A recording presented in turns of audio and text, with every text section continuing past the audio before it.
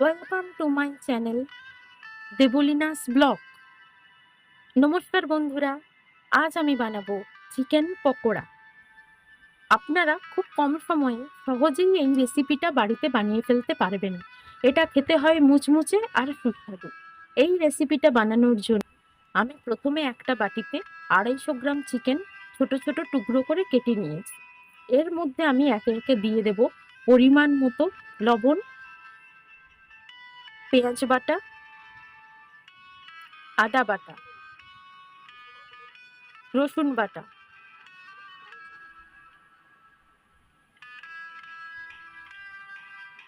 Chicken মশলা, গোলমরিচের গুঁড়ো, গরম মশলা গুঁড়ো, লঙ্কা গুঁড়ো, ডিম। আমি এখানে সয়া সস ব্যবহার করিনি, আপনারা চাইলে অবশ্যই করতে পারেন। এরপর দিয়ে দেবো পরিমাণ মতো কর্নফ্লাওয়ার। ভালো করে মেখে নেব। মাখা হয়ে গেলে আমি 8 ঘন্টা মতো ম্যারিনেট করতে। 8 ঘন্টা পর আমি ঢাকা খুলে আবার ভালো করে মেখে নেব। একটা কথা অবশ্যই মাথায় রাখতে হবে, যতটা ভালো করে মাখা হবে পকোড়া খেতে তত সুস্বাদু হবে। এরপর আমি কড়াইতে তেল গরম করতে বসিয়ে দেব। তেল আমার অলরেডি গরম হয়ে গেছে। এরপর আমি একে একে পকোড়াগুলো ভাজতে দিয়ে দেব।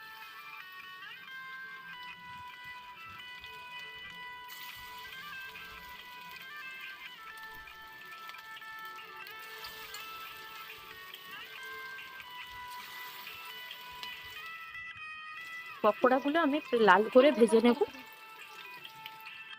দেখুন পকোড়াগুলো প্রায় আমার লাল করে ভাজা হয়ে গেছে। এরপর আমি ওগুলোকে তুলে নেব।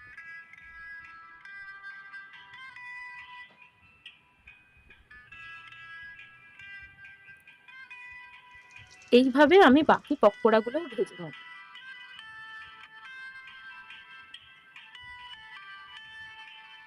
দেখুন বাকি পকোড়াগুলো আমার ভাজা হয়ে গেছে। এরপর আমি একটা প্লেটে পকোড়াগুলো স্যালাড আর টমেটো কেচাপ দিয়ে সার্ভ করে নেব। আপনারা চাইলে চিলি সস দিয়েও পকোড়াগুলো সার্ভ করতে পারেন।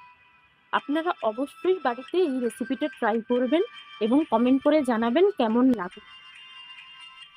বাই।